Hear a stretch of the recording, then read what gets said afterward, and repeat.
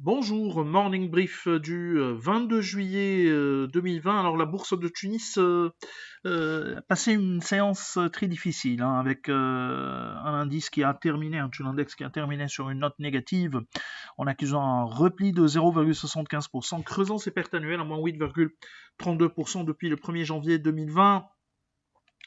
Volume d'échange à plus de 2 908 000 dinars.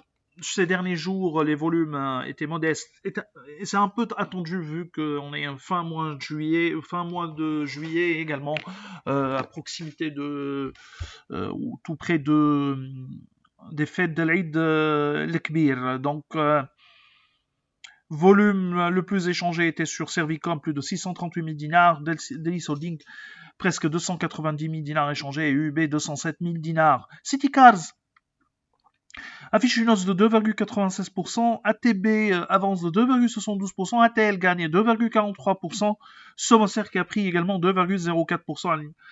Même performance pour TPR. Sotetel accuse la plus forte baisse avec des pertes de 5,90%.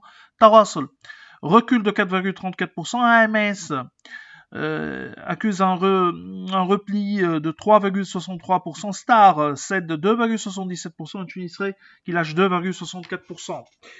Alors, pour l'actualité, on a bien sûr les indicateurs d'activité. Monoprix chiffre T2 2020 en baisse pour les revenus, bien sûr, de 2,9% à 143 millions de dinars.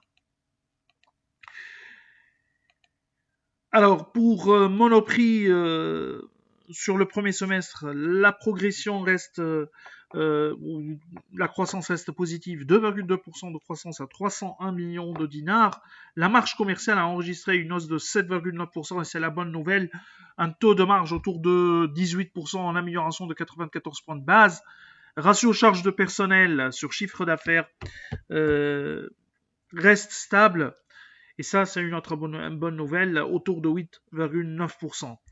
SIL, alors deux loueurs, on va présenter un peu les chiffres de deux loueurs. SIL qui publie PNL en baisse T2, T2 2020, en baisse de 18,4% à 6 460 000 dinars. Sur ce S1 2020, les PNL ont perdu 16,8% à 11 905 millions de dinars.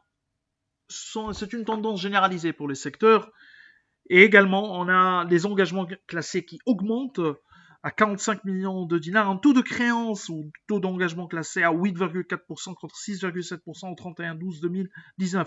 DJ Leasing, on est sur le même ton, mais avec une ampleur une ampleur moins importante pour la baisse, donc une baisse contenue, repli de 3,7% pour le PNLT2 2020.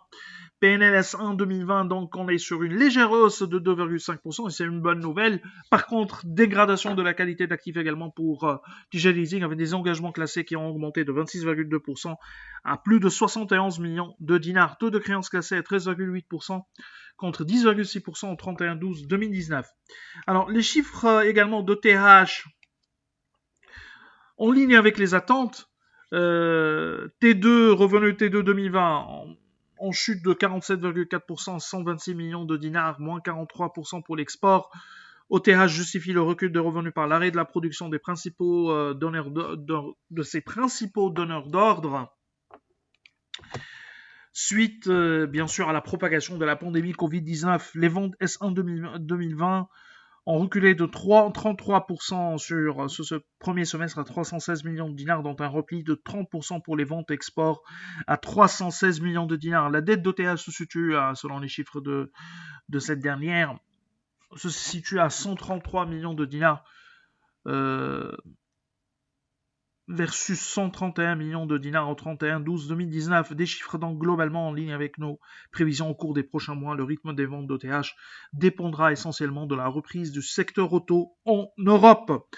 Alors, Sotetel a également publié les états financiers 2019 qui sont décevants. Sotetel annonce un résultat net négatif à moins 3 millions de dinars contre 2,7 millions de profit, bien sûr, en 2018. L'EBITDA 2019 s'est écrasé de 64,2% à 1 949 millions de dinars.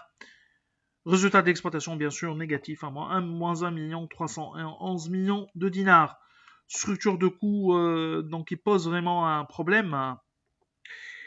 On verra avec les chiffres T2 2020, mais alors Sotetel par contre, elle a une bonne nouvelle. Une bonne nouvelle, la cession de sa participation dans le capital de l'université Esprit, et on annonce une plus-value importante pour le titre.